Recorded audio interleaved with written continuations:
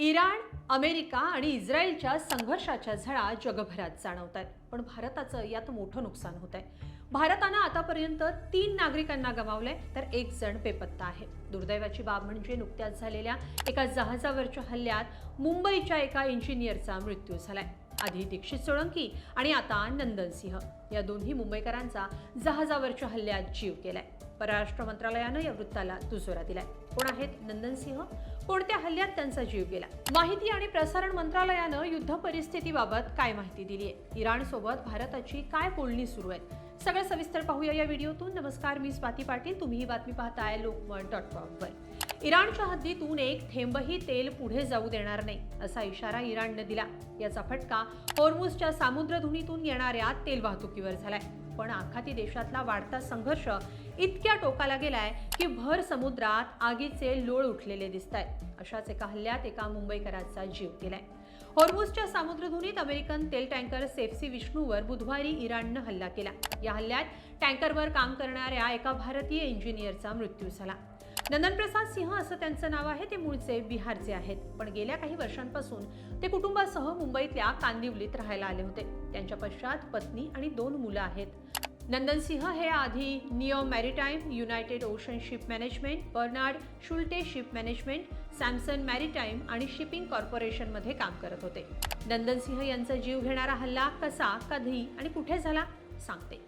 इराकच्या बसरा इथल्या खोर अल जुबैर बंदराजवळ एका जहाजातून दुसऱ्या जहाजात माल भरण्याचं काम सुरू होतं.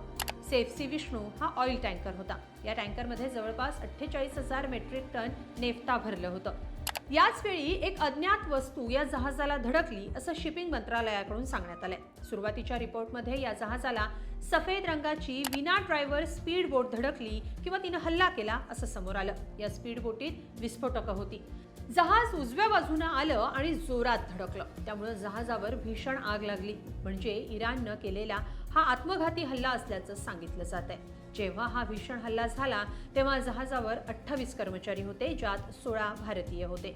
या जहाजातील सर्व सदस्यांनी जहाज सोडून सुरक्षेसाठी पाण्यात उडी घेतली. त्यानंतर काही अंतरावर त्यांना वाचवण्यात आलं. इराकच्या कोस्ट गार्डनं 27 जणांना सुरक्षित वाचवलं. यात 15 भारतीय आणि 12 फिलिपिनो नागरिकांचा समावेश होता. पण दुर्दैवानं नंदन सिंह यांचा यात मृत्यू झाला. वाचलेल्या नागरिकांना सुरक्षित बसरा बंदरावरल्या एका छोट्या बेटावर पोहोचवण्यात आलं. या हल्ल्याबाबत बगदाद इथल्या भारतीय दूतावासानं सोशल मीडियावर माहिती दिली आणि ती जगासमोर आली. ज्यात 11 मार्च 2026 रोजी मार्शल आयलँड्स झेंडा असणाऱ्या अमेरिकन तेल टँकर सेफसी विष्णूवर बसराजवळ हल्ला झाला. यात एका भारतीय क्रू मेंबरचा जीव गेला, तर इतर 15 भारतीयांना सुरक्षित ठिकाणी पोहोचवण्यात आलंय असं सांगण्यात आलं. दरम्यान माहिती आणि प्रसारण मंत्रालयानं नुकतीच एक पत्रकार परिषद घेतली. यात इराण अमेरिका संघर्षात जे हल्ले झाले त्यात आतापर्यंत 3 भारतीयांचा मृत्यू आणि 1 जण बेपत्ता असल्याचं सांगितलं. यात जी माहिती दिली ती अशी: परदेशी ध्वज असलेल्या जहाजांवर भारतीय कर्मचाऱ्यांशी संबंधित सागरी घटना घडल्यात. या जहाजांवर 78 भारतीय खलाशी होते. त्यापैकी 70 जण सुखरूप बचावलेत, 4 जण जखमी आहेत, पण त्यांची प्रकृती स्थिर आहे. दुर्दैवानं 3 जणांचा मृत्यू झालाय आणि 1 खलाशी बेपत्ता आहे. हे 4ही भारतीय नागरिक या भागातून प्रवास करणाऱ्या व्यापारी जहाजांवरील कर्मचारी दलाचे भाग होते असं त्यांनी सांगितलंय. Time incidents involving Indian crew on foreign flag vessels. Of these vessels, there were 78 Indian seafarers. Of these, 70 are unhurt, escaped. 4 sustained injuries last few days, but are stable. Unfortunately, there have been 3 casualties and 1 seafarer is missing. या सगळ्या परिस्थितीत भारतानं इराणसोबत चर्चा केली आहे. Straight of हॉर्मुझमधून जहाज न्यायची असतील तर आमच्या नौदलाशी चर्चा करा असं इराणनं म्हटलंय. त्यामुळे इराणनं इस्रायल आणि अमेरिका वगळता इतर देशांना प्रवासासाठी सकारात्मक संकेत दिले. त्याचवेळी शत्रू देशांना पाठिंबा देणाऱ्यांना ही परवानगी नाकारली जाईल असंही इराणनं स्पष्ट केलंय. दरम्यान नंदन सिंह यांचे मेव्हणे चंदन कुमार यांनी माहिती दिली आहे की नंदन यांच्या मृत्यूबाबत त्यांच्या कंपनीकडून कळलं.